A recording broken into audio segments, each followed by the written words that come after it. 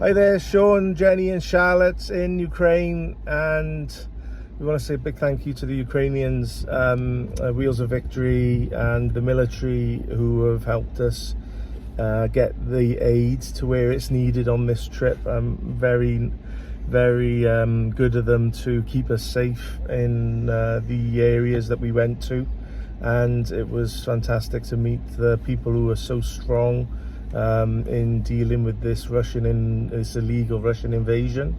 And we need to figure out ways to increase the support that we're giving the Ukrainians on all fronts. After seeing the situation with American aid and the lack of obvious support from our country and other countries, we really need to pull our finger out. So you need to get on it, otherwise I'm going to come looking for you. So Jenny, have you got anything to say? No, just keep supporting us. The need is great. The need is greater. The deeper we went into Ukraine, and as Sean said, we were right down within 15 kilometers of the front line, which it is a very sketchy, scary place. But people are still living there. They've moved out of areas. They're in refugee camps. It's pitiful to see some of them, well, all of them. Just please keep supporting us with everything. We need washing machines, we need cookers, we need microwaves, fridges, we need everything, pots and pans, good frying pans for them. I mean, if you could see the cupboard they had for 94 people, and then they have to take it in turns to cook because they only had two hobs, and their oven was broken as well.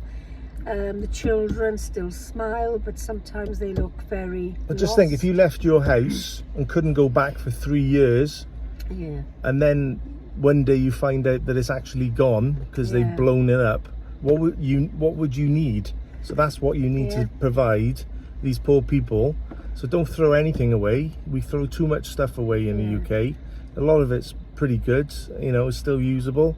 And just ask us, we'll see if we can. And we've robbed the van as well from the Ukrainians so we can get back, because we haven't got a van anymore. So help our fundraiser for another van, because we need to get the aid back and forth and the vehicles and the supplies.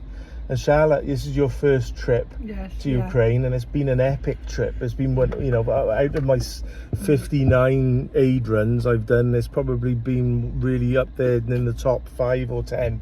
So it's been a bit of a deep end. It has, We've thrown you in the deep end. But, we needed to see.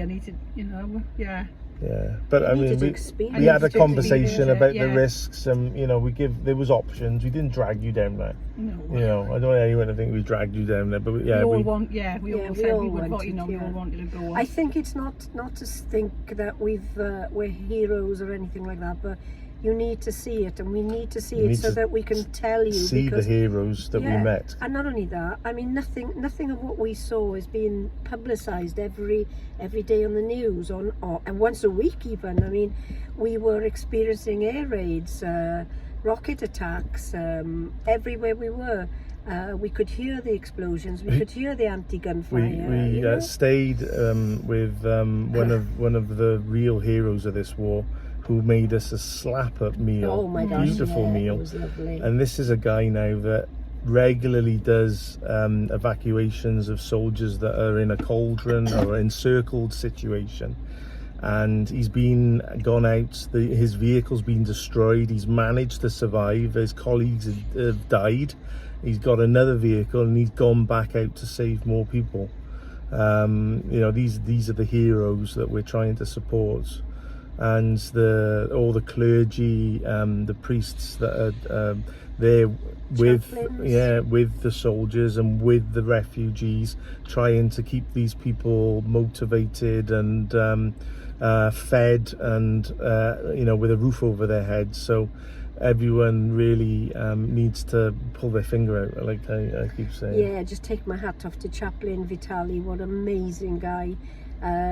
He looks after quite a few refugees in different places, and last night we chatted, and he was so grateful for what we'd done, for where we came to, our empathy and our support for the people who just wanted to tell us their stories, but he was begging us for help as much as we can, and that's why we put out the message yesterday for help with the washing machine, and immediately we received £150, and I've promised to put the other 100 to pay for that first washing machine. But please keep sending donations. If you have an old washing machine, yeah, you know, we can get we, it moved. we intend to go around the big supermarkets who sell them to see if they're willing to donate one. That's it.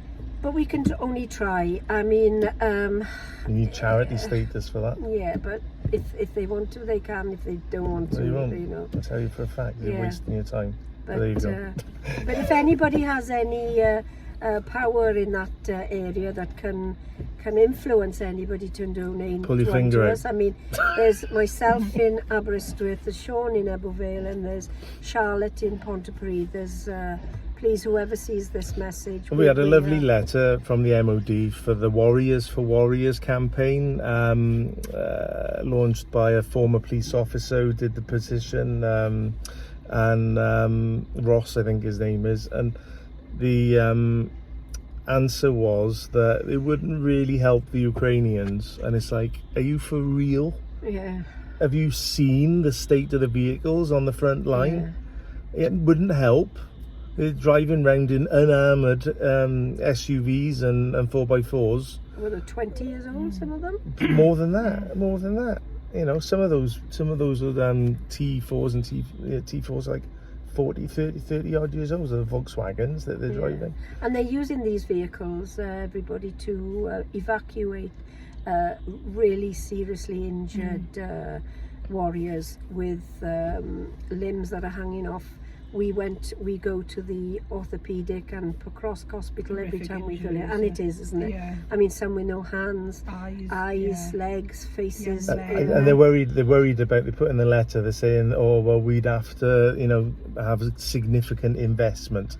Well, I tell you what, right, don't worry about it. Just give them to the Ukrainians, and I tell you what, you'd be surprised what they can do on their own if they're given the opportunity. So give them the warriors, and don't worry about investing, you know, time and effort into sorting them out, because there's many veterans and international volunteers that will gladly help them. Yes. And the Ukrainians are more than capable to get those vehicles back up and running on their own.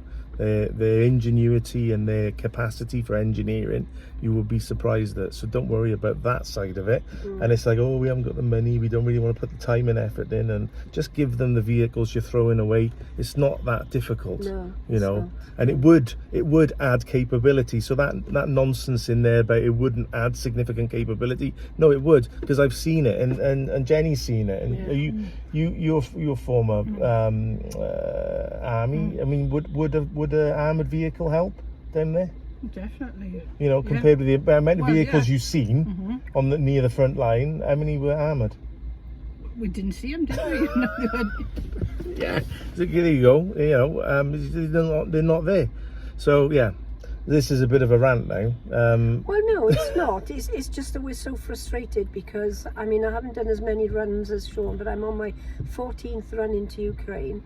And prior to that, I was driving vehicles over to Europe and to Poland for this the warriors and evacuations of civilians. So that's probably a good 140 odd days on the road. Yeah. You know, so, when you add that you up. know, I mean, and it's frustrating to, after 3.5 years, to still hear the same things being said. And when we go there and we lose friends that we've met, and we speak to mothers who, like on the one day, she lost her son a year to the day we were there.